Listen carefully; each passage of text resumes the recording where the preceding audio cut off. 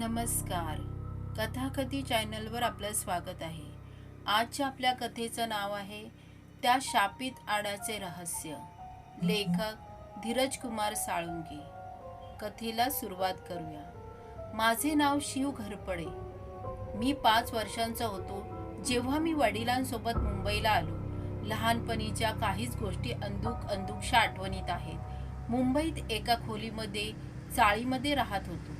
माझ्या आईसोबत नेमके काय घडले होते हे मला माहीत नव्हते, पण ती अचानकपणे माझ्या आणि बाबांच्या आयुष्यातून गायब झाली होती. मुळात माझ्या आयुष्यात तिचे अस्तित्व होते हेच मी विसरून गेलो होतो, कारण माझ्या लहानपणी ती माझ्यासोबत होती ही गोष्टच मला आठवतच नाही. तिचा चेहराही मी विसरून गेलो होतो. पण नंतर असे काही झाले की तिचा चेहरा मला आठवला. तिच्या जाण्यानेच कदाचित बाबा दारूच्या अधीन गेले होते. नेहमी दारू पिऊन खोलीत पडून असायचे. मी खोलीतच एका खेळण्यासोबत खेळत असायचो. ती पावसाळ्याची रात्र कधी न विसरण्यासारखी आहे. त्या रात्री बाहेर धो धो पाऊस कोसळत होता. विजांचा कडकडाट होत होता. मी एकटाच खोलीच्या कोपऱ्यात घाबरून बसलो होतो. खोलीत फक्त एक मेणबत्ती पेटत होती. तीही जेमतेम प्रकाश देत होती. कडाडणाऱ्या विजांनी मला घाबरवून सोडले होते. मी बाबांची वाट पाहत होतो. संध्याकाळी मला भूक लागली म्हणून बाबा माझ्यासाठी वडापाव आणण्यासाठी गेले होते, पण रात्र होऊनही ते परत आले नव्हते. अचानक दारावर जोरजोरात थापा पडू लागल्या. त्या थापांनी ते लाकडी दार हलू लागले. मी घाबरलो. कोण आहे? मी घाबरून विचारलं, पण काहीच उत्तर आले नाही. दारावर त्या थापा पुन्हा पडू लागल्या. मी भीतीने घामाघूम झालो. दारात कोण असेल हा प्रश्न मनात होता. घसा कोरडा झालेला. तरीही मी हिम्मत करत विचारले, कोण आहे? तोच बाहेरून आवाज आला, बाळा. तो आवाज बाबांचा होता. बाबा आले, मी खुशीने म्हणालो आणि दरवाजाकडे धावत गेलो. दरवाजाची कडी उघडली आणि दरवाजा उघडताच बाबा माझ्या अंगावर कोसळून पडले. मी घाबरलो. ते माझ्या अंगावर पडले होते आणि मी त्यांच्या शरीराखाली दबलो गेलो होतो. मी घाबरलो आणि कसाबसा त्यांच्या शरीराखालून बाहेर आलो. ते जमिनीवर पालथे पडून होते आणि जोरजोरात श्वास घेत होते. त्यांच्या हातात गुंडाळलेला एक वडापाव होता. बाबा, बाबा काय झालं? मी बाबांना विचारलं, पण ते अर्धवट डोळे उघडून फक्त बाळा बाळा म्हणत होते. तोच मला जाणवले की माझे शरीर ओले झाले आहे. मी माझ्या सदऱ्याकडे बघितले तर माझा सदरा रक्ताने भिजला होता. माझे डोळे पांढरे फट्ट पडले. बाबांच्या शरीराभोवती रक्तांचा पाट वाहत होता. ते त्रासाने विव्हळत होते. जोरजोराने श्वास घेत होते. बाबा काय झालं? मी त्यांना विचारलं. पाणी पाणी, ते मला म्हणाले. मी धावत जाऊन पाणी आणलं. तोपर्यंत बाबा भिंतीला खेटून बसले होते. त्यांनी पोटावर झालेली जखम दाबून ठेवली होती, पण तरीही त्यातून रक्त वाहत होते. त्यांनी कागदात गुंडाळलेला वडापाव माझ्या हातात दिला आणि अडखळत म्हणाले, खा. असे म्हणताना त्यांच्या चेहऱ्यावर हसू उमटले होते. मी डाव्या हाताने तो वडापाव हातात घेतला आणि उजव्या हातातील ग्लास त्यांच्यासमोर धरला, पण त्यांना हातही उचलवत नव्हता. पा, ते अडखळत म्हणाले. मी समजून गेलो की ते पाणी पाज असे म्हणतायत. मी त्यांना पाणी पाजले. त्यांच्या डोळ्यातून अश्रू तरळत होते. बाळा, काळजी घे असे म्हणत त्यांनी माझ्या गालावर थरारणारा हात ठेवला. क्षणात त्यांचा हात खाली पडला आणि मान टाकली. मी मोठमोठ्याने रडू लागलो. त्यांना उठवण्याचा प्रयत्न करू लागलो, पण ते काही उठत नव्हते. माझे बाबा माझ्या डोळ्यासमोर मरण पावले. पोलिसांकडून असे समजले की त्या पावसाळी रात्री जेव्हा माझे बाबा दारू पिऊन घरी येत होते तेव्हा काही गुंडांनी त्यांना अडवले. त्यांच्याजवळ माझ्यासाठी आणलेला तो वडापाव सोडून एक कवडीही नव्हती. तेव्हा त्यातील एकाने त्यांना तो वडापाव मागितला, पण त्यांनी जर तो वडापाव त्यांना दिला असता तर मी उपाशीच झोपेन याची जाणीव त्यांना होती. त्यामुळे त्यांनी तेथून पळ काढला. पण शुद्धीत नसलेला माणूस पळून पळून किती पळेल? त्यांनी बाबांना पकडले आणि त्यांची आज्ञा मोडून स्वाभिमान दुखावणाऱ्या माझ्या बाबांना त्या गुंडांनी चाकूने भोसकले आणि त्यांनी तेथून थेट पळ काढला. पण बाबा तेथून दवाखान्यात न जाता थेट माझ्याकडे आले, फक्त मी उपाशी पोटी झोपू नये म्हणून. आजही तो प्रसंग आठवतो तेव्हा डोळे अश्रूंनी डबडबतात. माझ्यासाठी त्यांनी प्राणाची आहुती दिली. बाबा मला सोडून गेले होते. मी एकटाच पडलो होतो. पोलिसांनी मला अनाथ आश्रमात दाखल घेऊन दिला. तेथे 1-2 वर्ष गुलामीत काढली आणि एके दिवशी एका भल्या जोडप्याने अनाथ आश्रम चालवणाऱ्या काकांना काही पैसे देऊन मला दत्तक घेतले. नंतर तेच माझे मम्मी पप्पा झाले. ते दोघेही खूप चांगले होते. मम्मी झोपडपट्टीत एका शाळेत शिक्षिका तर पप्पा छोटे उद्योजक होते. त्यांचा मुंबईत स्वतःचा टुमदार फ्लॅट होता. मी 21 वर्षांचा होतो जेव्हा पुन्हा एकदा माझ्या नशिबाने मला दुःखाच्या हवाली केले. माझे मम्मी पप्पा ट्रेन ॲक्सिडेंटमध्ये मृत्युमुखी पावले. त्या दुःखातून मी कसेबसे स्वतःला सावरले आणि पप्पांचा व्यवसाय हाती घेतला.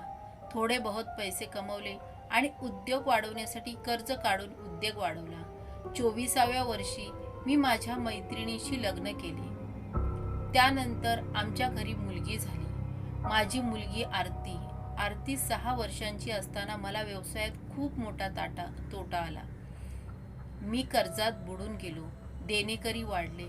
मुंबईतील सावकार वजा गुंडांकडून नाना प्रकारच्या धमक्या मिळू लागल्या.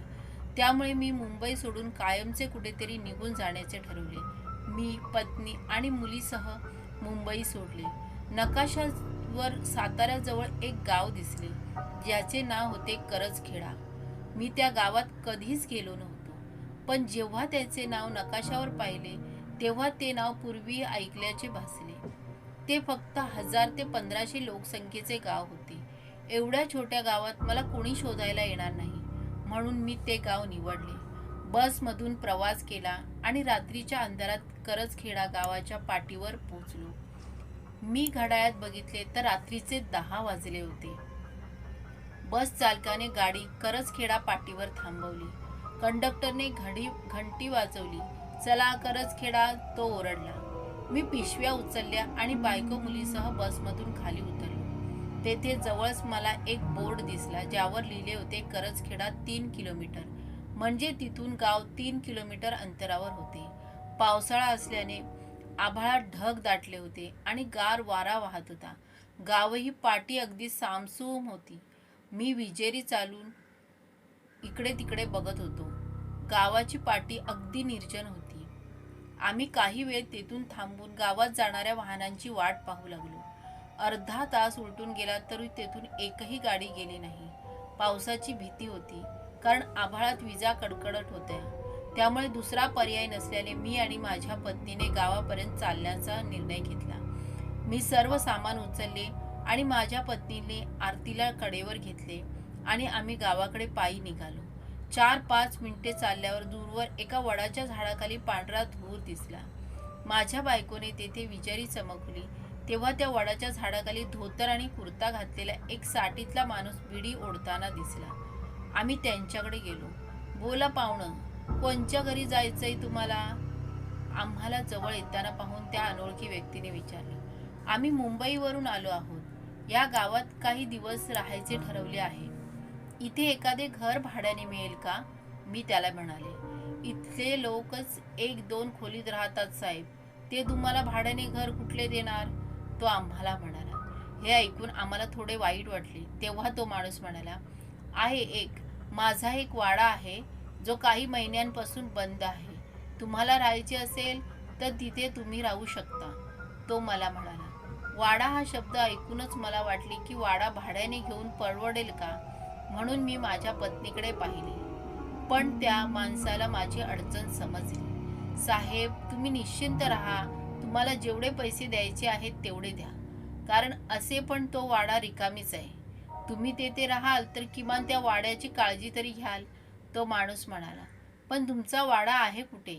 मी त्या माणसाला विचारले. हे काय, बाजूलाच तर आहे, तो माणूस म्हणाला. त्याने वडाच्या झाडामागे इशारा केला. मी तिकडे विजेरी चमकवली. रस्त्याच्या काही मीटर अंतरावर विजेरीच्या प्रकाशात मला वाड्याचे कुंपण दिसले. तो माणूस आम्हाला वाड्याच्या दिशेने घेऊन गेला.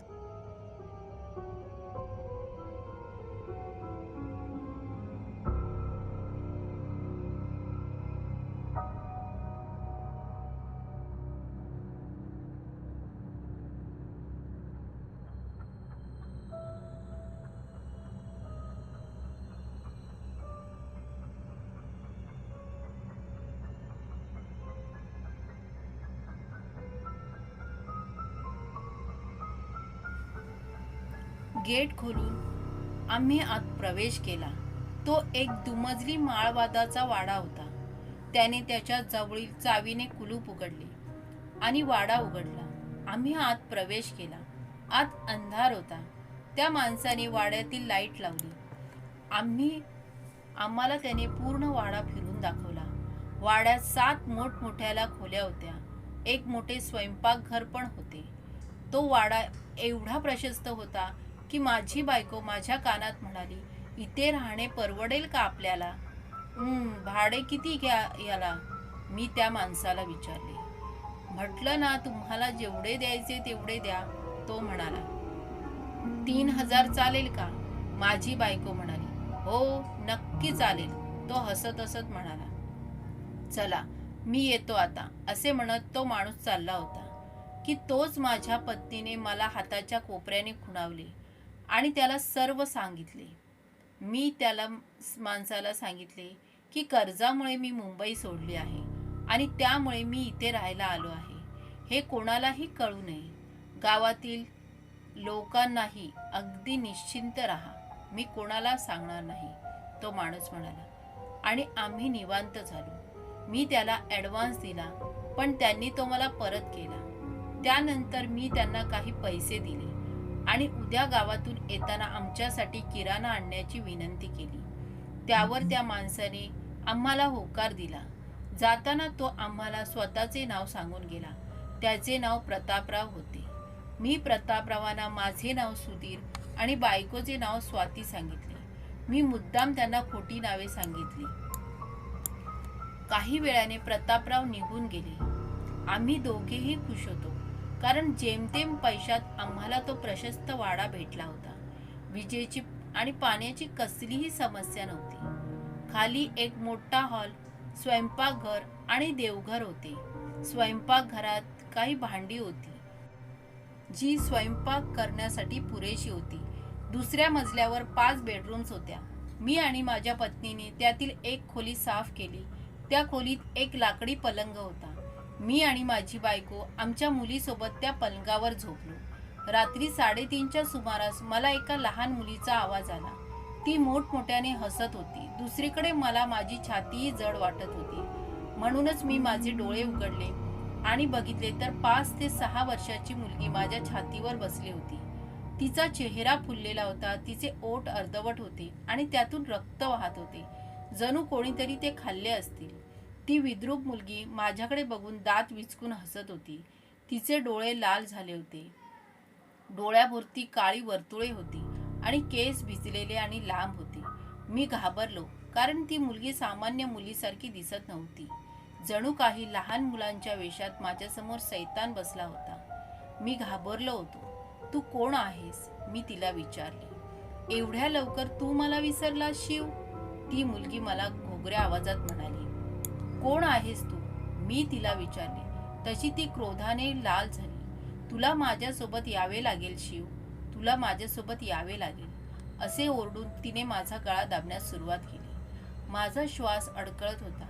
मी माझा गळा तिच्या हातातून सोडवण्याचा प्रयत्न करत होतो पण त्या मुलीची पकड खूप मजबूत होती. मला वाटले हा माझा शेवटचा दिवस आहे आणि मी आता मरेन. या भीतीने मी त्या मुलीला जोरात ढकलले.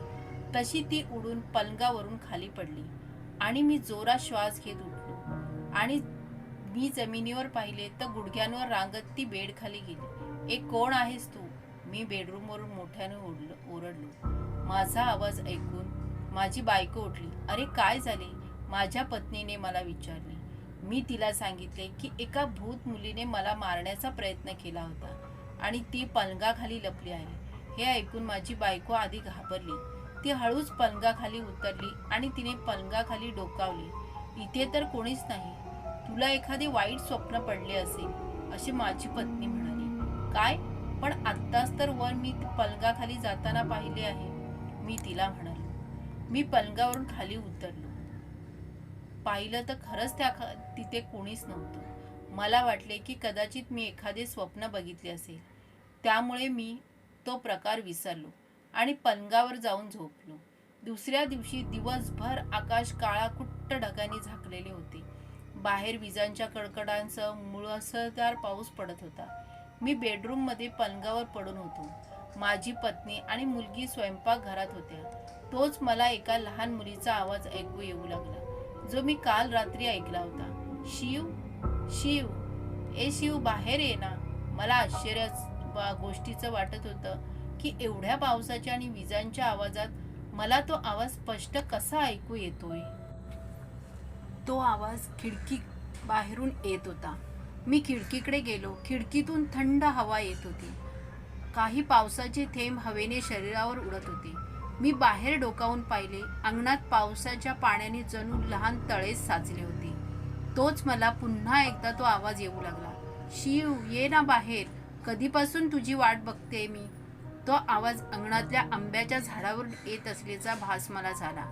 मी त्या आंब्याकडे बघितले. त्या झाडाकडे बघितल्यावर न जाणे कोण मला अस्वस्थ वाटू लागले. असे वाटू लागले की कोणीतरी त्या झाडावर लपून माझ्यावर लक्ष ठेवते आहे. तो आवाज त्याच लहान मुलीचा होता, जिने स्वप्नात रात्री माझ्या छातीवर बसून मला मारण्याचा प्रयत्न केला. तोच आवाज मला त्या झाडाच्या एका फांदीवरून विचित्र आणि भयावह लहान मुलगा दिसला. त्याचे पूर्ण शरीर शिप्पट होते आणि तो माझ्याकडे रागीट नजरेने बघत होता. माझ्या हृदयाचे ठोके वाढले. तो मुलगा कोण आहे असा प्रश्न मला पडला. एवढ्या अंधाऱ्या आणि पावसाळ्या रात्री कोणता मुलगा आंब्याच्या झाडावर असे बसेल हे मला कळत नव्हते. इतक्यात मला माझ्या बायकोने आवाज दिला. मी मागे वळून बघितले. ती दरवाजात उभी होती. काय झालं? मी तुला घाबरवलं का? माझ्या चेहऱ्यावरील भीतीचे भाव बघून तिने मला विचारले. नाही, तू नाहीस त्या झाडावर असे बोलत मी वापस खिडकीकडे वळलो आणि आंब्याच्या झाडावर बघितले तर तो मुलगा तेथून गायब झाला होता. काय त्या झाडावर? माझ्या बायकोने विचारले. झालेला प्रकार माझ्या बायकोला कसा सांगावा हे मला समजतच नव्हते, कारण ती माझ्या बोलण्यावर विश्वास ठेवणार नाही असे मला वाटले. ती मला जेवण्यासाठी स्वयंपाकघरात बोलवत होती. सकाळी प्रतापराव सामान देऊन गेला होता, त्यामुळे जेवणाचा प्रश्न आता मिटला होता. आम्ही दोघेही स्वयंपाकघरात गेलो, पण आरती तिथे नव्हती. माझी बायको तिला स्वयंपाकघरातच सोडून मला बोलवण्यासाठी आली होती. आम्ही आरतीला आवाज दिला, पण ती कसलेच उत्तर देत नव्हती. लपून बसली असेल. तू जेवायला बस, मी शोधते तिला, माझी बायको म्हणाली. मी जेवायला बसलो आणि माझी बायको तिला शोधण्यासाठी गेली. मी जमिनीवर जेवायला बसलो, पण इतक्यात मला दरवाजाच्या चौकटीत कोणीतरी उभे असल्याचा भास झाला. मी तिकडे बघितले तर चौकटीत आरती उभी होती. ती भिजली होती आणि तिच्या फ्रॉकमधून जमिनीवर पाणी टपकत होते. ती माझ्याकडे बघून स्मित हास्य करत होती. आरती, तू भिजलीस कशी? मी तिला विचारले, पण तरीही ती माझ्याकडे बघत होती. मी माझ्या बायकोला आवाज दिला.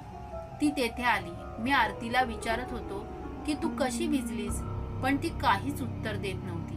आरती, काय झालं? तू भिजलीस कशी आणि तू बाहेर पावसात का गेली होतीस? मी आरतीला पुन्हा एकदा विचारलं. मी पाण्यात बुडाले असे म्हणत ती तोंडावर हात ठेवून हसू लागली. अच्छा, तुला असे म्हणायचे की तू पावसात भिजलीस, मी म्हणालो. पण मी दरवाजा बंद केला होता आणि कडी तिच्या हाताला येत नाही, माझी बायको म्हणाली. तुला काय झालं आहे समजतच नाही. दरवाजा उघडा ठेवला असशील म्हणून तर ती बाहेरून पावसात भिजली. जा आता तिचे कपडे बदल, मी बायकोला म्हणालो. पण मी खरंच दरवाजा बंद केला होता, माझी बायको मला म्हणाली. बाळ, तू बाहेर गेली होतीस का? मी आरतीला विचारले. तशी तिने मान हलवली. बघ, म्हणजे तू दरवाजा उघडाच ठेवला होता, मी बायकोला म्हणालो.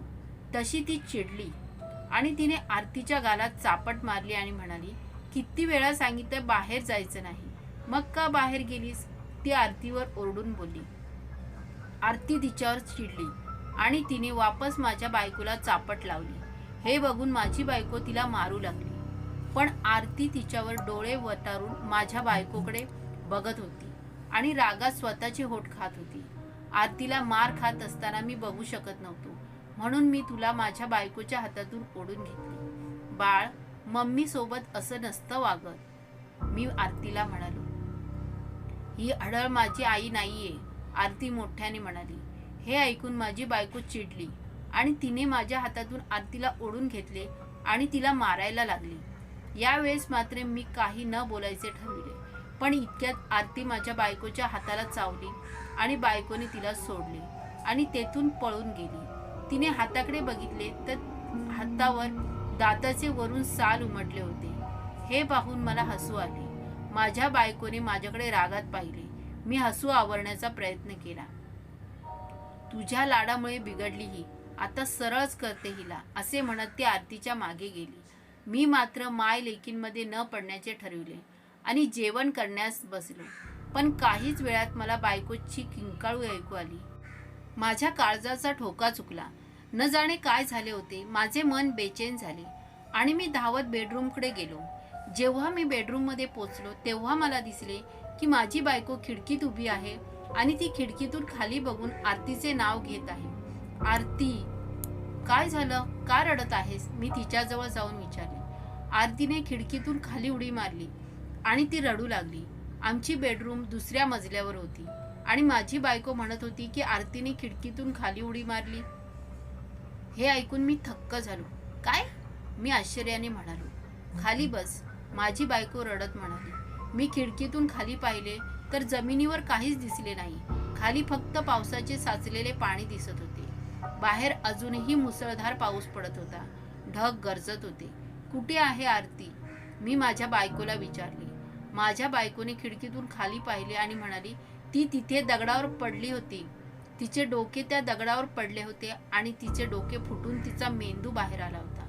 यार, काय बोलतेस? मग ती अचानक कुठे निघून गेली? मी तिला विचारले. तेवढ्यात मागून आवाज आला, मी इथे आहे पप्पा. मी मागे वळून पाहिले तर पलंगाखाली लपलेली आरती बाहेर आली. हे बघ, ही डॉल पलंगाखाली लंपून बसली आहे. मी माझ्या बायकोला म्हणालो. मी पुढे जाऊन आरतीला उचलून घेतले. शिव, थांब, तिला खाली सोड. ती आपली मुलगी नाहीये. माझी बायको आश्चर्यचकित होऊन डोळे मोठे करत मला म्हणाली. मला तिच्या चेहऱ्यावर भीती दिसत होती. यार, हे काय बोलतेस तू? मी तिला म्हणालो. हो, आपली मुलगी काही वेळापूर्वी खिडकीतून उडी मारून मरण पावली आहे. मी तिला माझ्या डोळ्यांनी मरताना पाहिले आहे. यार, काय वेडेपणा आहे हा. आपली मुलगी जिवंत आहे आणि ही आपलीच मुलगी आहे. मी तिला म्हणालो. शिव, माझ्यावर विश्वास ठेव. आपली आरती जिवंत नाहीये. ही दुसरी कोणीतरी आहे. मी जेव्हा आरती मागे खोलीत आले तेव्हा आरती खिडकीत बसली होती. मी तिच्या जवळ जाणार होते पण ती मला म्हणाली, तिथेच थांब, नाहीतर मी खाली उडी मारेन. तिच्या डोळ्यात खूपच राग होता. मी म्हणाली की तू माझी लाडकी गोष्ट माझ्याकडून हिसकावून घेतली आहेस. आता मी तुझी लाडकी गोष्ट कायमची हिसकावून घेईन. आणि तिने वरून उडी मारली. असे वाटत होते की आरतीच्या शरीरात कोणीतरी दुष्ट आत्मा होती आणि तिने माझ्या डोळ्यासमोर खिडकीतून खाली उडी मारली. असे म्हणत माझी बायको प्रिया रडू लागली. मी खिडकीत जाऊन पाहिले तर आरतीचे डोके दगडावर आपटले होते. तिच्या डोक्यातून तिचा मेंदू बाहेर पडला होता. तो फडफड करत होता. तिचा पाय मोडून पडला होता आणि तेथे साचलेले पाणी रक्ताने लाल झाले होते.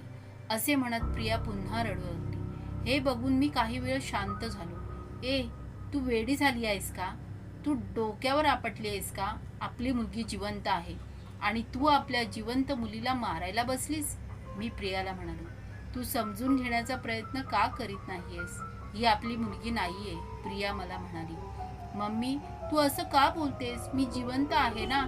मी तुझीच बेबी आहे ना. आरती रडत होती. ये, तू माझीच मुलगी आहेस. खाली उतर, असे म्हणत प्रियाने माझ्या हातातील आरतीला ओढण्याचा प्रयत्न केला पण मी तिला बाजूला ढकलून दिले. आता पुरे झाले. शांत बस, नाहीतर मला नाईलाजाने तुझ्यावर हात उचलावा लागेल. असे म्हणत मी तेथून हॉलमध्ये निघून गेलो. मला काहीच समजत नव्हते की प्रिया अशी का बोलत आहे. कारण पहिली गोष्ट तर ती खिडकी एवढी उंच होती की आरती तिच्यात चढूच शकत नव्हती आणि रूममध्ये एखादी खुर्ची किंवा टेबलही नव्हता की ज्यावर चढून ती खिडकीवर चढली असेल. मी हॉलमध्ये जाऊन खुर्चीवर बसलो आणि विचारू लागलो. मी टीव्ही चालू केला तसा तो जुनाच होता आणि बंदही पडला होता. पण मी जुगाड करून ती चालू केली. मी DVD चालू केली आणि पिक्चर बघू लागलो. तोच कोणीतरी दरवाजावर थाप मारली. मी उठून दरवाजा उघडला. दरवाजात प्रतापराव होता. कसं काय येणं केलं प्रतापराव? मी प्रतापरावला विचारले. काही नाही, बघावं म्हटलं तुम्हाला कोणत्या गोष्टीची गरज पडली आहे की नाही म्हणून आलो. प्रतापराव म्हणाला. नाही नाही, सर्व ठीक आहे. मी म्हणालो. खरंच का? प्रतापराव माझ्या चेहऱ्याकडे बघून हसत म्हणाला. त्याने असे का विचारले मला जरा खटकले. का ठीक असू नये का? काही गडबड असायला पाहिजे होती का? मी त्याला म्हणालो. नाही नाही, एवढा मोठा वाडा, त्यात तुम्ही दोघे आणि तुमची लहान मुलगी, त्यातल्या त्यात हा न थांबणारा पाऊस, म्हणून विचारलं. तो स्पष्टीकरण देत म्हणाला. मी बरं म्हणालो. पण मला घरात जे काही होत होते ते जरा खटकत होते. बरं प्रतापराव, या वाड्यात कोणत्या लहान मुलीचा मृत्यू झाला होता का?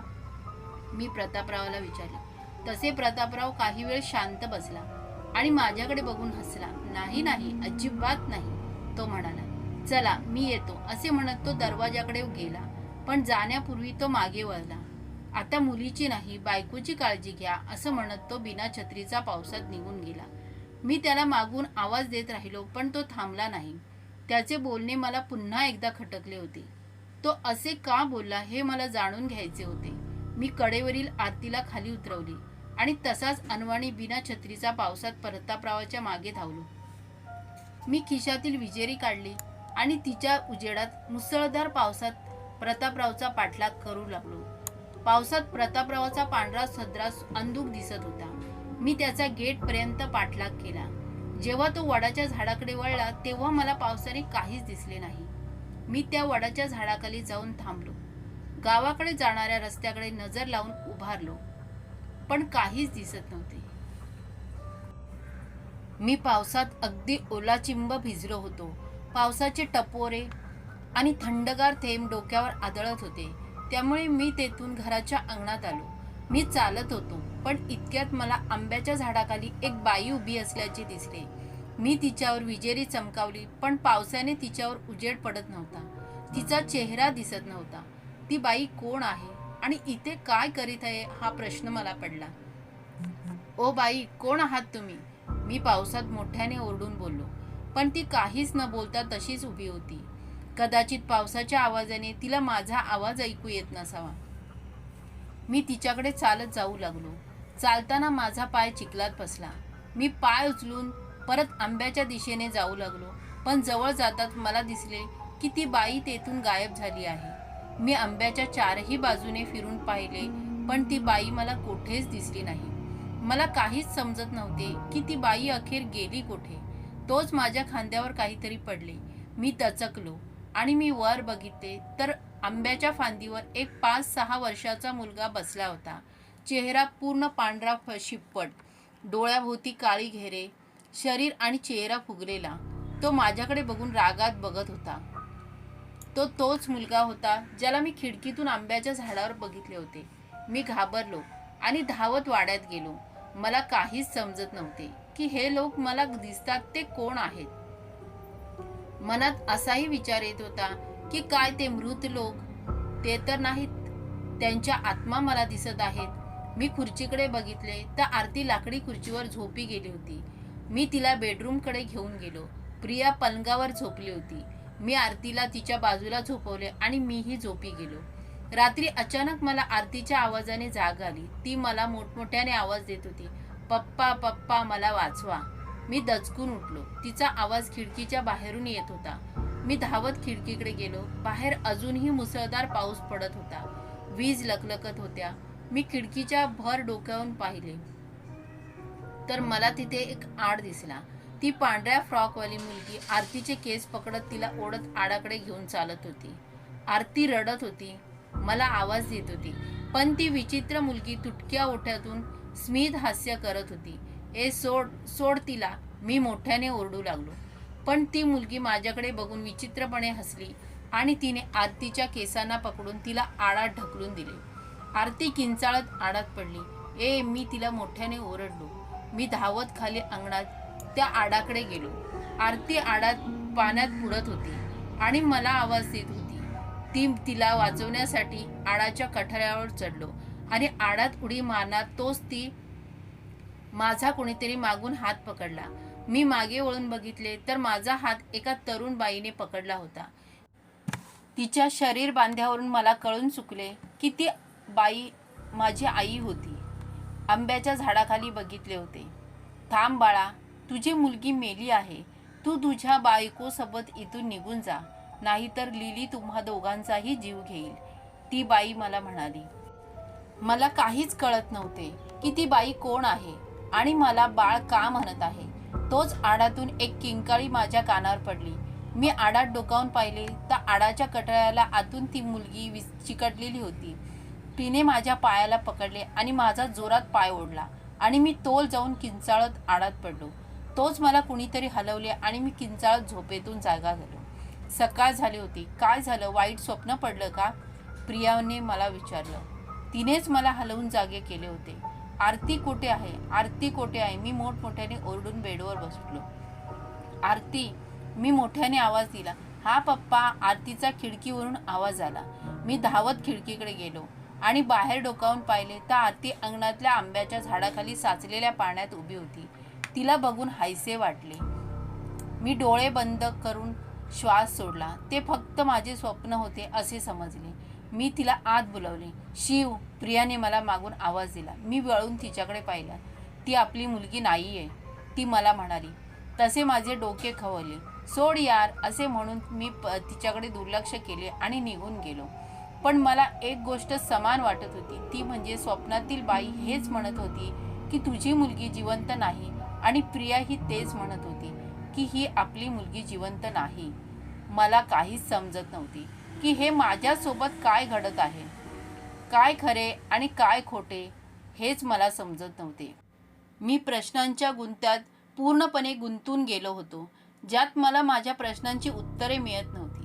दुपारी मी जेव्हा हॉलमध्ये टीव्ही बघत होतो तेव्हा प्रिया तेथे आली. तिने आरतीला बेडरूममध्ये जाऊन खेळण्यास सांगितले. आरती तेथून निघून गेली. प्रिया माझ्याजवळ येऊन बसली. शिव, हा वाडा झपाटलेला आहे, ती मला म्हणाली. प्रिया अगदी बोलली तेच माझ्या मनात चालले होते. का, मी विचारले. अंगणातल्या त्या आंब्याच्या झाडावर मला काही विचित्र लोक बसलेले दिसतात. ते एकटक माझ्याकडे बघत असतात. त्यातील एक बाई माझ्या स्वप्नात आली. ती मला म्हणत होती की तुझ्या नवऱ्याला इथून घेऊन जा, प्रिया मला म्हणाली. हे ऐकून माझे डोळे मोठे झाले. अजून काय म्हणाली, मी उत्सुकतेने तिला विचारलं. तुमची मुलगी आडात बुडून मेली आहे असं म्हणत होती. काय, मी आश्चर्याने म्हणालो.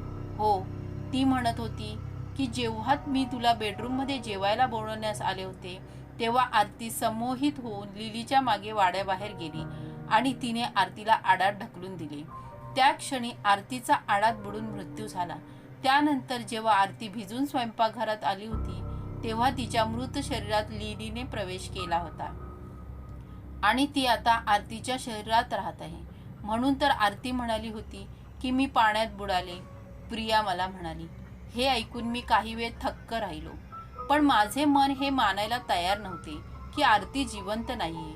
तुला भूतांचा डाव माहिती का, मी आरतीला विचारले. कसला भूतांचा डाव, तिने मला विचारले. भूत किंवा अतृप्त आत्मे यांचा उद्देश फक्त जिवंत माणसांच्या शरीरावर ताबा करणे असतो. त्यासाठी ते डाव टाकत असतात. वेगवेगळे मानसिक खेळ खेळत असतात. ते मनुष्यांना मानसिकदृष्ट्या अतिशय दुर्बल बनवतात. त्यांच्या आत्म्याला शरीराशी दूर करतात आणि नंतर मनुष्याच्या शरीरावर ताबा मिळवतात. कारण फक्त एकच असतं, अतृप्तपणे भटकत राहण्यापेक्षा मनुष्याच्या शरीरावर ताबा मिळवून अपूर्ण इच्छा पूर्ण करणे किंवा मानवी जीवन जगणे.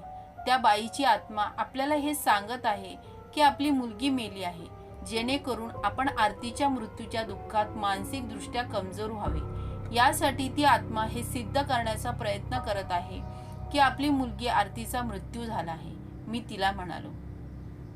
पण तू तर भूताखितांवर विश्वास ठेवत नाहीस ना, मग आज अचानक तू मला भूताचा डाव कसा सांगतो आहेस, प्रिया मला म्हणाली. माझे बाबा मला सांगत होते की भूत असतात आणि त्यांनीच मला हा भूताचा डाव सांगितला होता. मला त्यावर विश्वास नव्हता, पण आता विश्वास बसतोय, मी तिला म्हणालो. माझ्यावर विश्वास ठेव, आरतीचा मृत्यू झाला आहे. ती काल रात्री माझ्या छातीवर बसली. तिने चाकू माझ्या गळ्यावर लावला आणि म्हणाली की जर मी या घरातून तुला सोडून एकटी गेली नाही तर ती माझा जीव घेईल. ती स्वतःच तिचं नाव लिली सांगत होती. प्रिया मला म्हणाली, पण मी प्रियाची कोणतीही गोष्ट ऐकून घेण्यास तयार नव्हतो. आपण उद्या सकाळी या घरातून निघून जाऊ. यापुढे मला आरतीविषयी तुझ्याकडून कोणतीही गोष्ट ऐकून घ्यायची नाही, मी प्रियावर ओरडून म्हणालो. तोच माझी नजर आरतीवर पडली. ती दूर जिन्यावर गुपचूप लपून उभारून आमचे बोलणे ऐकत होती.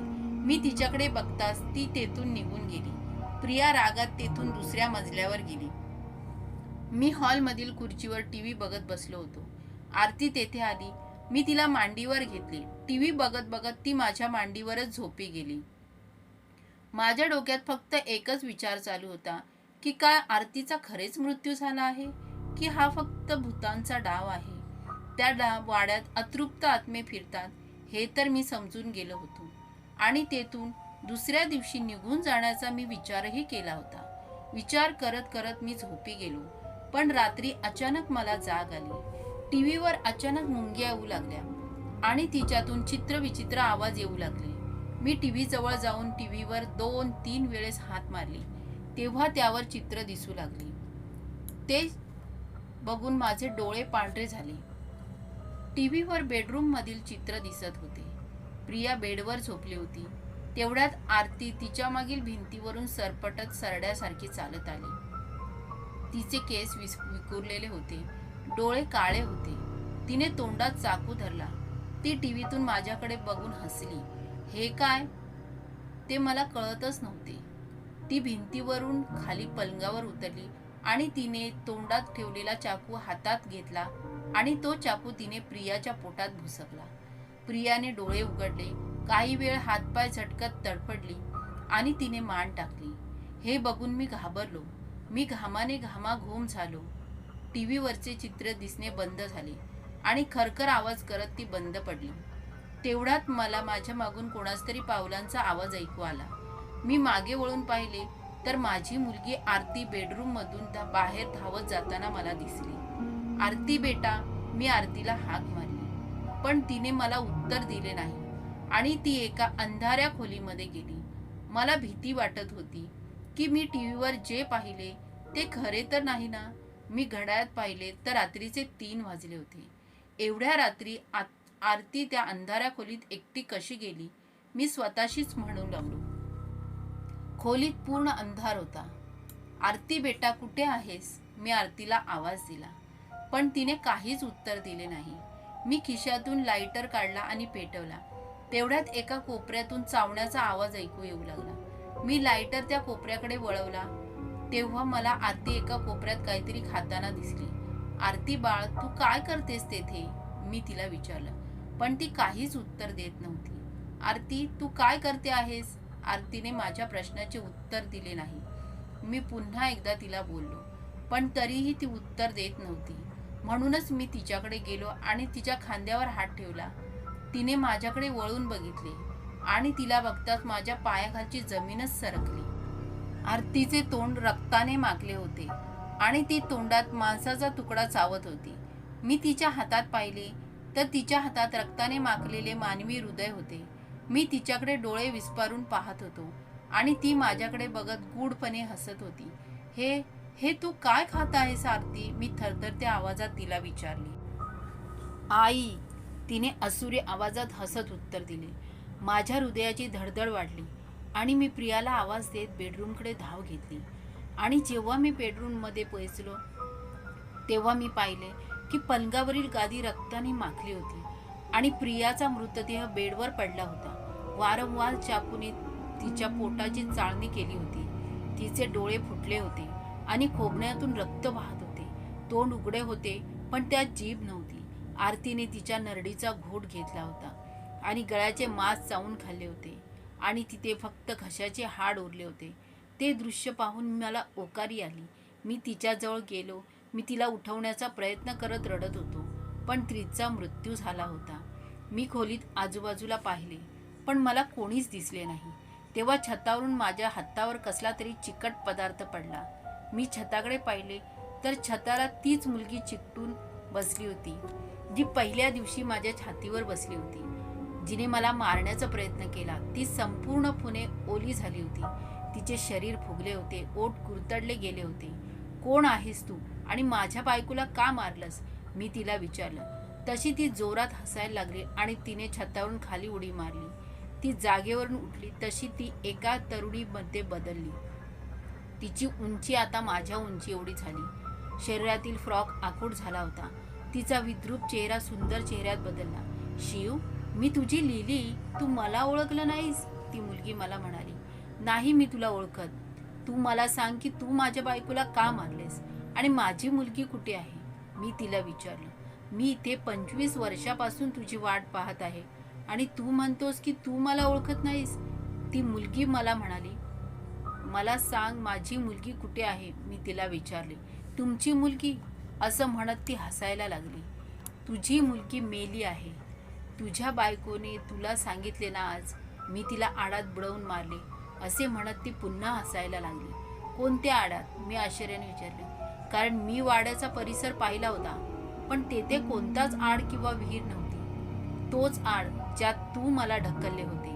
मी तिचा डाव त्याच आडात बुडवून मारले, ती म्हणाली. हे ऐकून माझ्या डोळ्यात पाणी आले. मी आणि माझी पत्नी आणि मुलगी दोघेही गमावले होते.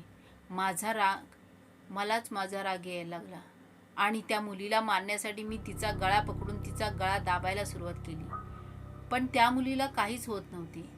तू मला मारू शकत नाही शिव, कारण माझा 20 वर्षांपूर्वीच मृत्यू झाला आहे, ती म्हणाली. तुला कोणत्याही आडात ढकलून दिलेले नाही, असे म्हणत तिचा जीव घेण्यासाठी मी तिचा गळा दाबू लागला. तू विसरलास मला, तो आड ज्यात मला तू ढकलून दिले होतेस. चल, आज तुला त्याच आडात घेऊन जाते. 20 वर्षापासून मी त्या आडात एकटीच आहे, असे म्हणत तिने माझा गळा पकडला आणि मला उचलून भिंतीवर फेकून दिले. मी डोक्यावर पडलो. डोळ्यांसमोर अंधार येऊ लागला. सर्व काही अस्पष्ट दिसत होते आणि माझ्या डोळ्यातील जखमेतून रक्त वाहू लागले. तिने माझे केस पकडले आणि मला ओढत घराबाहेर घेऊन जाऊ लागली. मी किंचाळू लागलो. तिचा विरोध करण्याचा प्रयत्न करू लागलो, पण माझी शक्ती अपुरी पडत होती. ती फरफटत मला अंगणात घेऊन आली. मुसळधार पाऊस पडत होता. अंगणात सर्वात पाण्याचे तळे साचले होते. ती मला खेचत घेऊन जात होती. सोड मला, सोड, मी त्रासात बोलत होतो. तू सर्व विसरलास, तुला आज सर्व काही आठवणीत आणून द्यावं लागेल, ती म्हणाली आणि तिने माझे केस सोडले. मी तोंडावर पाण्यात पडलो. उठून बसलो तर काही अंतरावर मला आडाचा कट्टा दिसला. तोच आड होता जो माझ्या स्वप्नात आला होता. त्याच आडात त्या मुलीने माझ्या मुलीला ढकलून दिले होते. पण मला हेच समजत नव्हते की अचानक त्या जागेवर आड कोठून आला, कारण त्या जागी आंब्याचे झाड होते, ज्या झाडावर मला विचित्र लोक दिसायचे. इतक्यात मी बघितले की त्या आडाच्या कठड्यावर 2 स्त्रिया आणि 2 लहान मुलं बसलेली होती. त्यात एक मुलगा आणि एक मुलगी होती, पण अंधारामुळे मला नीट दिसत नव्हती. तेवढ्यात आकाशात जोरदार विजा चमकली आणि ती भूत मुलगी लिली एकाच जागी थांबली. पण त्याच वेळी विजेच्या लखलखाटात मला सर्व लोकांचे चेहरे दिसले. त्या आडावर बसलेली ती लहान मुलगी माझी मुलगी आरती होती आणि तिच्या बाजूला बसलेली एक स्त्री ती स्त्री होती जी मला आंब्याच्या झाडाखाली दिसली होती, जी मला बाळा म्हणाली होती आणि माझ्या बायकोसहित घर सोडून जा असे मला सांगत होती. तिनेच माझ्या बायकोला घर सोडून जाण्यास सांगितले होते. तोच वाड्यावर एक वीज कडाडली आणि लिली जोरात कंचाळली. मी वाड्याकडे बघितले तसे माझ्या डोळ्यांसमोर काही आठवणी येऊ लागल्या. तो वाडा तोच होता ज्यात मी लहानपणी वाढलो होतो. मला ज्या आडावर बसलेल्या बाईचा चेहरा आठवू लागला. त्या आठवणीत मी तिला आई असे म्हणत होतो. माझ्या डोळ्यांसमोर 20 वर्षापूर्वी घडलेल्या सर्व गोष्टी समोर येऊ लागल्या. तो वाडा दुसरा कोणाचा नसून आमचाच वाडा होता. 20 वर्षापूर्वी मी 5 वर्षांचा असताना माझे मामा मामी आमच्या वाड्यात आल्या. माझ्या मामाची मुलगी लिली ही त्यांच्यासोबत आली होती. लिली आणि मी खूप चांगले मित्र होतो. आम्ही एकमेकांत खूप जास्ती मिसळायचो. माझे वडील आणि मामा तसेच आमच्या घरच्यांनी लिलीसोबत लहानपणीच माझे लग्न जमवले होते. मामांनी माझ्या वडिलांना शब्द दिला होता की लिली मोठी होताच ती आमच्या घरची सून होईल. लहानपणी जेव्हा आम्ही मुलांमध्ये खेळायचो तेव्हा लग्नाचा खेळ आम्ही आवडीने खेळायचो. मी आणि लिली नवरा नवरी व्हायचो. माझ्या काकांचा मुलगा मुकुंद बामण असायचा. आणि बाकीची मुले पाहुणे असायचे. मला तो दिवस आठवला ज्या दिवशी माझ्या दुःखी आयुष्याची कथा लिहिली गेली आणि माझे कुटुंब अस्ताव्यस्त झाले. त्या दिवशी मी आणि लिली दोघेजण अंगणात खेळत होतो. घरातील सर्व सदस्य एकत्र जेवत होते, पण लिलीने आड बघताच तिकडे जाण्याचा हट्ट केला. लिली, त्या आड्यात एक हडं राहते जी लहान मुलांना खाऊन टाकते, मी तिला म्हणालो. कोण म्हणालं? तिने विचारले. आई, पप्पा, काका सर्वजण सांगतात की त्या आड्यात एक हडं राहते, मी तिला म्हणालो. अरे वेड्या, हडळ वगैरे काहीच नसतं. ते फक्त आपण विहिरीकडे जाऊ नये म्हणून आपल्याला भीती दाखवतात. चल आता माझ्यासोबत, असं म्हणत ती माझा हात पकडून मला त्या आडाकडे घेऊन गेली. ती आडाच्या कठड्यावर चढली आणि विहिरीत डोकावून पाहू लागली. मी घाबरून दूरच उभा राहिलो. अरे इकडे ये बघ, आत कोणीच हडभूत नाही, लिली मला म्हणाली. मी काही वेळ नकार देत शेवटी आडाच्या कठड्यावर चढलोच. मी आत डोकावून पाहू लागलो. पाण्याच्या पृष्ठभागावर पाण्याची हालचाल होताना दिसू लागली. त्यात मला एक काळी आकृती दिसू लागली. मी त्या आकृतीकडे बघू लागलो. तितक्यात मनात विचार आला की ती कदाचित हडळ आहे आणि माझे डोळे पांढरे शिप्पट पडले. तोच मला खांद्यावर कुणाचा तरी स्पर्श जाणवला. मी पटकन भीतीने माझ्या खांद्यावर हात लावला आणि झटका दिला. तोच लिली तोल जाऊन आडात पडली. लिलीने अचानक माझ्या खांद्यावर हात ठेवला होता, त्यामुळे मी घाबरून तिचा हात झटकला आणि ती तोल जाऊन पाण्यात पडली. ती पाण्यात पडलेली पाहून मी पहिल्यांदा घाबरलो, पण जेव्हा लिली पाण्यावर हातपाय मारू लागली आणि ओरडू लागली तेव्हा मला असे वाटायला लागले की ती पाण्यात पोहत आहे. त्यामुळे मी टाळ्या वाजवू लागलो. वा लिली, तू तर पोहायला शिकली, असं म्हणत मी टाळ्या वाजवू लागलो. पण काहीच वेळात लिली पाण्याखाली गेली. ती वर आलीच नाही. मी लिलीला खूप वेळ आवाज दिला, पण ती काही पाण्याच्या वर येतच नव्हती. त्यामुळे मी चांगलाच घाबरलो. मी धावत वाड्यात गेलो आणि बाबांना घडलेला सर्व प्रकार सांगितला. तसे सर्वजण आडाकडे धावले. बाबा आणि मामांनी कपडे काढून आडात उडी घेतली. आत्याने टाहो फोडला. ती रडू लागली. माझी आई तिला धैर्य देत होती की लिली ठीक असेल, पण लिली सापडली नाही. 15-20 मिनिटांनी माझ्या बाबांनी लिलीचा मृतदेह पाण्याच्या पृष्ठभागावर आणला. तिचा पाय बाबांच्या हातात होता. मामांनी तो पकडला आणि लिलीचा चेहरा पाण्याबरोबर काढला. तिच्या ओठांना एक खेकडा चिकटला होता. बाबांनी त्याला ओढून काढले तसा लिलीचा होठ फाटला. त्या खेकड्याने लिलीच्या ओठाचा तुकडा पकडला होता. त्यांनी लिलीचा मृतदेह वर काढला. घरातील सर्वजण रडायला लागले. मी, माझे बाबा आणि मामा, आत्या सर्वजण रडत होतो. तोच माझी आत्या माझ्याकडे धावत आली. तिने आईच्या कुशीतून मला ओढून घेतली आणि मला म्हणाली, का मारलंस माझ्या लिलीला? सांग, का मारलंस? हे बघून मी आणखीन जास्तच रडायला लागलो. आईने आणि मामांनी तिला बाजूला ओढली. मी नाही मारलं तिला, मी नाही मारलं, मी रडत रडत सांगत होतो. माझ्या डोळ्यातून अश्रू वाहत होते, पण आत्या माझ्या बोलण्यावर विश्वासच ठेवत नव्हती. काही वेळाने गावातील सर्व लोक जमा झाले आणि ते लिलीचा मृतदेह घेऊन कुठेतरी गेले. मला गावातील एका वृद्ध बाईच्या घरी ठेवले होते. लिलीच्या मृत्यूच्या 2 दिवसानंतर एके दिवशी मी अंगणात खेळत होतो. तोच मला दिसले की तोच मला कोणीतरी असल्याचा भास वाटला. मागे वळून पाहिले तर ती आत्या होती. चेहरा रागाने लालबुंद, डोळ्यात राग आणि डोळ्यांखाली काळी वर्तुळे, केस विस्कटलेले, असा तिचा अवतार खूपच भयानक होता. तिला पाहून मी घाबरलो, पण मला काही समजण्याच्या आतच तिने माझे तोंड हाताने दाबले आणि मला उचलले. मी घाबरलो, ओरडण्याचा प्रयत्न करू लागलो, पण आत्याने माझे तोंड इकडे इतके घट्ट केले होते की माझे ओठही हलत नव्हते. माझ्या लिलीला आडात ढकललास ना, आता तुला पण तिथेच टाकते, आत्या रागात मला म्हणाली. तिचा चेहरा खूप भीतीदायक वाटत होता. ती झपाझप पावले टाकत मला आडाकडे घेऊन जात होती. तोच दुसऱ्या माडीवरील खिडकीतून माझ्या आईने आम्हाला बघितले. नणंदबाई, सोडा त्याला, ती मोठ्याने ओरडली. पण आत्या तरीही थांबली नाही. ती तशीच आईकडे बघून हसली आणि मला आडाजवळ घेऊन गेली. माझी आई मोठमोठ्याने ओरडत होती. तोच आत्याने मला आडात फेकून दिले. मी मोठ्याने किंचाळत पाण्यात पडलो. पाण्यात गटांगळ्या खाऊ लागलो. आडाच्या कठड्यावर आत डोकावून आत्या माझ्याकडे बघत होती.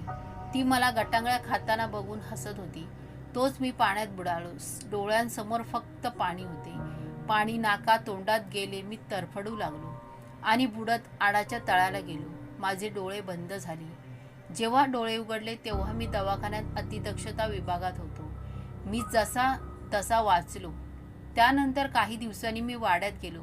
यावेळेस त्या वाड्यात काहीतरी अनैसर्गिक असल्याचं मला भास होत होता. नेहमी कोणत्या ना कोणत्याची भीती वाटायची. मी जेव्हा एकटा असायचो तेव्हा असे वाटायचे की कोणीतरी मला आवाज देत आहे. लिलीच्या मृत्यूला 23 दिवस झाले होते. त्या रात्री घरी फक्त मी आणि माझी आई होतो, कारण माझे बाबा आणि आमचा नोकर पांडू कामाच्या निमित्ताने शेतात गेले होते. मी आईसोबत बेडवर झोपलो होतो. इतक्यात मला लिलीचा आवाज ऐकू आला. शिव, शिव, इकडे ये, मी आलीये. मी मान उचलून दरवाजाकडे बघितले तर दरवाजात लिली उभी होती. इकडे ये, तिने हळू आवाजात मला इशारा करतात मी तिच्याजवळ गेलो. लिलीला बघून मी तसा आश्चर्यचकितच झालो होतो. मी उठून लिलीकडे गेलो. ती पूर्णपणे ओली झाली होती. चॉकलेट खाशील का, लिलीने मला विचारले. हो, मी उत्तर दिले. चल माझ्यासोबत, ती म्हणाली आणि चालायला लागली. मी तिच्या मागोमाग चालू लागलो. पण चॉकलेट्स कुठे आहेत, मी चालत चालत तिला विचारले. आडात, तिने उत्तर दिले. ते ऐकून मी घाबरलो. मला घाबरलेल्या पाहून ती म्हणाली, आडात पाण्याच्या खाली चॉकलेटचं घर आहे आणि तुम्हाला हवे तितके चॉकलेट तू खाऊ शकतोस. लिलीने मला चॉकलेटची फूस लावली होती. मीही तेव्हा लहान होतो, त्यामुळे तिच्या बोलण्यात आम्ही दोघेही आडाच्या जवळ गेलो. लिली आडाच्या काठड्यावर चढली. तिच्या मागोमाग मीही काठड्यावर चढलो. पण इतक्यात न जाणे माझी आई तिथे कशी काय पोचली. तिने मला मागून हाक मारली. शिव, बाळा, खाली उतर. तिचा चेहरा घाबरलेला होता. मी तिच्याकडे बघितले तेव्हा ती आश्चर्याने आणि भीतीने आम्हाला दोघांकडे बघत होती. शिव, पटकन आडात उडी मार, ती मला म्हणाली. तोच माझी आई आमच्या दिशेने धावू लागली. लवकरच कर, नाहीतर मामी आपल्याला पकडतील आणि तुला चॉकलेटचं घर खायला मिळणार नाही, लिली मला म्हणाली. मी आडात डोकावून पाहिले. आत पूर्ण काळोख होता. मी तिला आडात उडी मारण्यास नकार दिला तशी ती माझ्यावर ओरडली. उडी मारतोस की तुला ढकलून देऊ, ती मला म्हणाली. मी घाबरलो. तू आधी मार, मी तुझ्या मागोमाग मारतो, मी तिला म्हणालो. तशी लिलीने आडात उडी मारली. मी खूप घाबरलो होतो. तोपर्यंत माझी आई तेथे आली. तिने मला कडेवर घेतले आणि तेथून मागे वळली की तोच आई किंचाळली. मी तिच्या मागे बघितले तर तिचे केस लिलीने पकडले होते. आता ती पूर्णपणे बदलली होती. तिची चामडी फुटली होती. चेहऱ्याचे मांस गळून गेले होते. होठ तुटला होता. ती खूप भीतीदायक दिसत होती. ती माझ्या आईचे केस ओढत होती. आई किंचाळली आणि तिने मला खाली उतरवले. बाळा, पळ इथून आणि लवकर देवघरात जाऊन लप, मी मागून येते. मी लगेच तेथून धावत सुटलो. ते थेट देवघरात जाऊन गणपतीच्या मूर्तीमागे लपलो. तोच मला माझ्या आईच्या वेदनादायक किंकाळ्या ऐकू लागल्या आणि काही वेळाने ती आरडाओरड न करणे बंद झाली. त्यानंतर लिली वाड्यात आली. ती देवघराच्या उंबऱ्यासमोर उभी होती आणि मला बाहेर बोलावत होती. पण मला कळून चुकले होते की ती लिली नाही, तिचा आत्मा आहे. ती खूप बोलावूनही मी देवघराच्या बाहेर गेलो नाही. सकाळ झाली. बाबा घरी आले तेव्हा मी त्यांना रात्री घडलेला सर्व प्रकार सांगितला. जेव्हा आम्ही विहिरीवर गेलो तेव्हा आम्हाला माझ्या आईचा मृतदेह पाण्यावर तरंगताना दिसला. आई आम्हाला कायमची सोडून गेली होती. लिलीने तिचा जीव घेतला होता. त्यानंतरच एका ब्राह्मणाने आम्हाला सांगितले की लिलीचा आत्मा त्या वाड्यात आणि आडात फिरत आहे. जो कोणी या वाड्यात राहील तो तिचा सर्वांचा जीव घेईल. आणि त्यानंतर माझ्या फक्त हेच लक्षात राहिले की मी आणि बाबा यांनी गाव सोडले आणि मुंबईला आलो. आईच्या निधनानंतर बाबा खूप एकटे पडले होते. त्यांच्या स्वप्नात नेहमी आई यायची. त्यामुळे आई आणि त्यांचे दुःख विसरण्यासाठी वडील दारूच्या आहारी गेले. तोच आभाळात वीज कडाडली आणि मी शुद्धीवर आलो. पप्पा, लवकर या, मी तुमची वाट बघत आहे, माझ्या मुलीने मला आवाज दिला आणि ती मला तिच्याकडे बोलवत होती. चल बाळा, किती दिवसापासून या आडात मी तुझी वाट बघत आहे, चल, आईने मला हाक मारली. तोच माझ्या मुलीने घराच्या खिडकीकडे बघितले आणि म्हणाली, मम्मा, तू तिथे एकटी का उभी आहेस, इकडे ये माझ्याकडे. मी खिडकीकडे बघितले तर खिडकीत माझी बायको प्रिया उभी होती. माझ्या मुलीने हाक मारताच तिने मागचा पुढचा विचार न करता थेट खिडकीतून खाली उडी मारली. प्रिया, मी मोठ्याने ओरडलो. ती जमिनीवर आपटली. आणि माझ्या हृदयाचा ठोका चुकला. उठ प्रिया, इकडे ये, लिली प्रियाकडे बघत म्हणाली. तशी प्रिया उठली. तिच्या पायांचे आणि खांद्याचे हाड मोडले होते, तरीही ती तशीच वाकडे तिकडे शरीर करीत चालत होती. लिली मला पुन्हा ओढू लागली आणि मला विहिरीकडे फरफटत नेऊ लागली. इतक्यात पुन्हा एकदा आकाशात जोरदार वीज चमकली आणि लिली पुन्हा एकदा थांबली. आडाच्या काठावर बसलेल्या माझ्या आईने, आरतीने, दुसऱ्या बाईने आणि तिच्या मुलाने वीज कडाडताच आडात उडी मारली. मी प्रियाकडे बघितले तर ती पण थांबली होती. त्या दोघींच्याही चेहऱ्यावर भीती दिसत होती. कदाचित ती सर्व मृत चमकणाऱ्या विजयांना घाबरत होती. म्हणून तर त्यांनी आडाच्या काठाडावरून पाण्यात उडी घेतली. काही 5-6 सेकंदानंतर लिली पुन्हा एकदा मला ओढू लागली. आई, आरती, दुसरी बाई आणि लहान मुलगा ते सर्व आपस आडाच्या कठड्यावर येऊन बसले आणि प्रिया ही विहिरीकडे सरकू लागली. लिली, प्लीज मला सोडून दे, मला मरायचं नाहीये, प्लीज मला सोडून दे. मी लिलीला माझ्या आयुष्याची भीक मागत होतो, पण लिलीला माझी दया आली नाही. लिलीने मला खेचत आडाजवळ आणले. तिने माझ्या केसांना पकडले आणि मला उचलले आणि ती मला विहिरीत टाकणारच की मी आडाचा कठडा पकडला. शिव, हे काय करतोयस तू? तू आमच्यासोबत चल. या जगात आता तुझे कोणच नाही. तू एकटा जगून तरी काय करशील?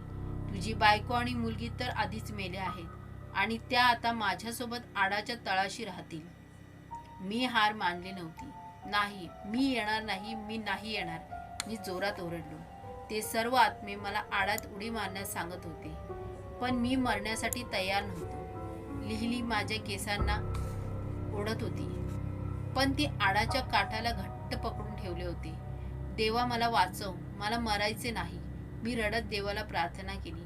तेवढ्यात आकाशात एक जोरदार वीज कडाडली आणि ती थेट लिलीवर पडली. सर्व आत्मे घाबरले, त्रासाने किंचाळू लागले. लिलीचा आत्मा विजेच्या ऊर्जेने जळू लागला, त्रासाने किंचाळू लागली. तिच्याबरोबर सर्व आत्मे आगीत जळून भस्म झाले. लिलीने मला सोडले आणि आडात उडी मारली, पण त्या अपवित्र आडाचं पाणी त्या आत्म्याची आग विझवू शकले नाही. मी त्या राक्षसी आडापासून दूर झालो. काही वेळात लिलीचा आवाज कायमचा बंद झाला. कठड्यावर जळणारे बाकी सर्व आत्म्यांची राख झाली आणि तो आड अचानक गायब झाला आणि तेथे आंब्याचे झाड उगवले. मी, माझी पत्नी आणि मुलगी दोघांनाही गमावले होते. आत्तापासून मी त्या दोघांना कधीच पाहू शकणार नव्हतो. त्यांना गमावल्याच्या दुःखात मी मोठ्याने ओरडलो. तेवढ्यात आकाशात आणखी एक वीज पडली आणि मी शुद्धीवर आले. मी तेथून निसटण्याचा विचार केला आणि मी त्या वाड्यातून धावत सुटलो.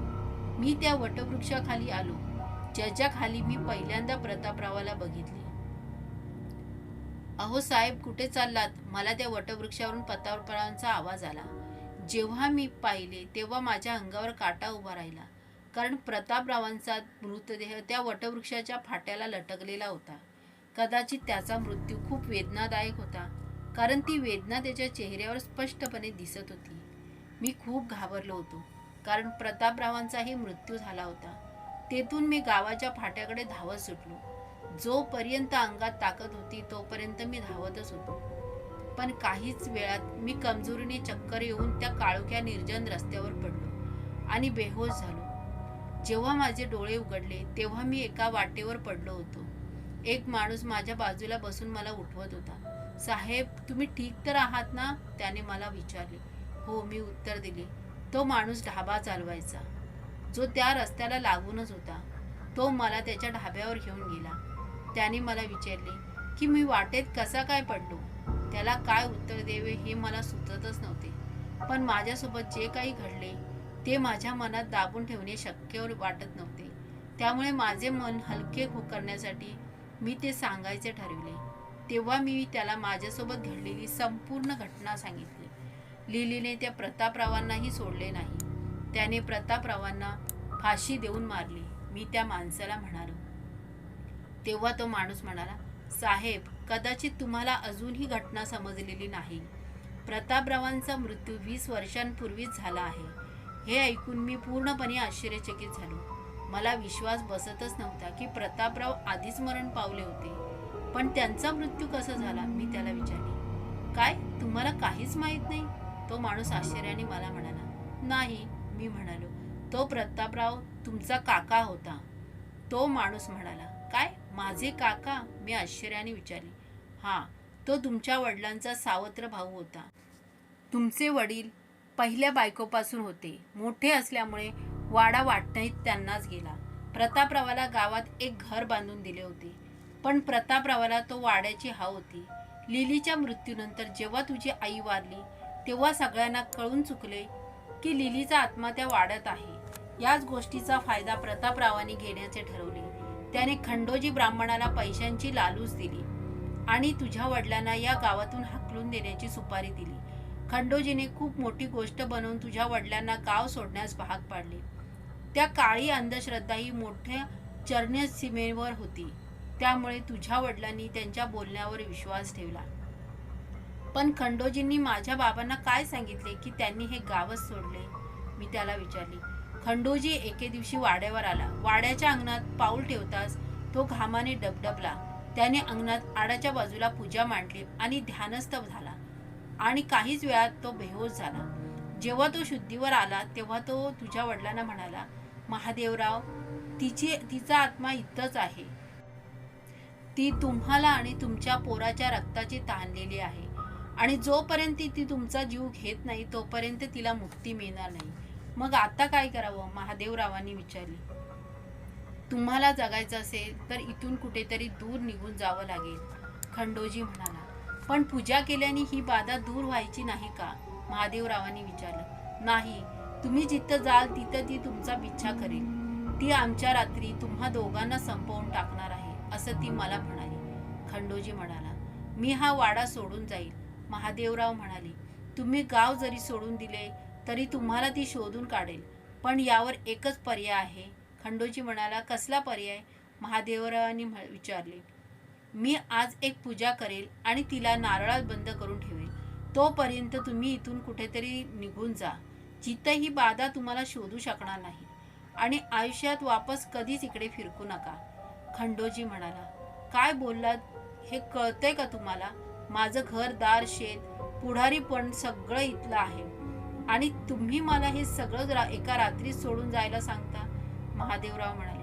तुमच्या आणि तुमच्या मुलाच्या जीवापेक्षा तुम्हाला तुमची संपत्ती आणि पुढारी पण महत्वाचं आहे का? बायको तर आधीच गमावली, आता फक्त पोरगा उरला आहे मागं तुमच्या. बघा, तुम्ही जगायचं असेल तर एवढा एकच उपाय आहे, खंडोजी म्हणाला आणि आपले बस्तान उचलून तेथून जाण्याचे नाटक करू लागला. तोच तुझ्या वडिलांनी तुझा आणि स्वतःच्या जीवाची काळजी केली आणि त्यांनी खंडोजीला होकार दिला. त्या रात्री खंडोजीने तेथे खूप मोठी ढोंगी पूजा चालवली आणि तुझे बाबा आपली सगळी संपत्ती त्यांच्या सावत्र भाऊ म्हणजे प्रतापरावाला कवडीमोल विकून तुम्हाला घेऊन कायमचे निघून गेली. त्यानंतर कोणीही कधीच तुमच्याविषयी आणि महादेवराव विषयी ऐकले नाही. प्रतापराव त्यांच्या कपटी चालीत यशस्वी झाला होता. पण हळूहळू ही गोष्ट अख्ख्या गावात पसरली की प्रतापरावने कपटेने खंडोजीच्या मदतीने महादेवरावांची संपत्ती बळावली होती. हे ऐकून मला लहानपणीचा एक प्रसंग आठवला, जो मला आणि माझ्या बाबांना भिकाऱ्यासारखे जगवण्यास कारणीभूत होता. बाबा आणि मी मुंबईला जाण्यासाठी रेल्वेतून प्रवास करत होतो. गर्दी खूप होती. मी आणि बाबा झोपी गेलो. पण जेव्हा आम्ही जागे झालो तेव्हा बाबांनी बघितले की आमची पिशवी गायब आहे. त्याच पिशवीत जमीन विकलेले सर्व पैसे आणि सोने नाणे होते. असो, या सर्व घटनांना फक्त आणि फक्त प्रतापरावांचे लोभ आणि कपटीपणा कारणीभूत ठरला. मला जाणून घ्यायचे होते की पुढे प्रतापरावांसोबत काय झाले, पुढे त्या धूर्त माणसाबरोबर काय झाले. मी त्या माणसाला विचारले. पुढे तो तुमच्या वाड्यात राहायला गेला. त्याच्या दुसऱ्याच दिवशी प्रतापरावाचा मुलगा बेपत्ता झाला. त्यांनी त्याला सगळीकडे शोधले पण तो सापडला नाही. पण तो जेव्हा सापडला, तो आडातून पाणी शेंदण्यासाठी त्याची बायको आडावर गेली तेव्हा तिला तिचा मुलगा मृतदेह त्याच्या पाण्यावर तरंगताना दिसला. लिलीने प्रतापरावाच्या लहान मुलाचा जीव घेतला होता. पण प्रतापराव हे मानायला तयार नव्हता की लिलीने त्याचा जीव घेतला आहे. तो भूताखेतांवर विश्वास ठेवत नव्हता. म्हणूनच त्या वाड्यात राहायला गेला होता. त्याचा मुलगा गेल्याच्या तिसऱ्याच दिवशी त्याची बायकोही त्या आडात बुडून मरण पावली. बायको आणि मूल गेल्यानंतर जणू काही त्याची जगण्याची इच्छाच हरवून बसली होती. कारण त्याचे आपल्या पत्नीवर आणि मुलावर खूप प्रेम होते. कारण लग्नाच्या 25व्या वर्षानंतर त्यांच्या घरी एक मूल जन्माला आले होते. याच तणावात त्यांनी वाड्याबाहेरील रस्त्याच्या कडेला असलेल्या वडाच्या झाडाला गळफास लावून जीवनयात्रा संपवली. त्याच्या मृत्यूनंतर गावकऱ्यांनी रात्री वाड्याकडे जायचे बंद केले.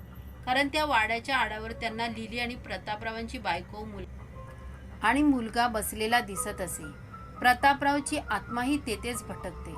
गावकऱ्यांनी त्या आडाला घाबरून तो आड दगड मातीने बंद करून बुजवून टाकला आणि त्यावर आंब्याचे झाड लावले.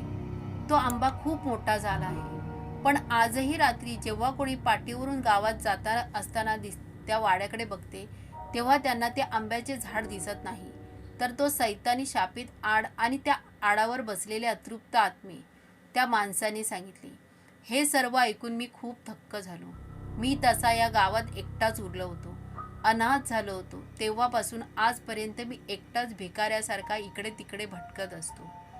जे मिळेल ते खात असतो, कारण माझ्याकडे आता जगण्याचे कोणतेही कारण नाही आहे. श्रोते हो, आजच्या पुरतं इतकंच. गोष्ट आवडली असेल तर लाईक करा, शेअर करा आणि अशाच नवनवीन गोष्टींसाठी कथाकथी चॅनलला सबस्क्राईब करा.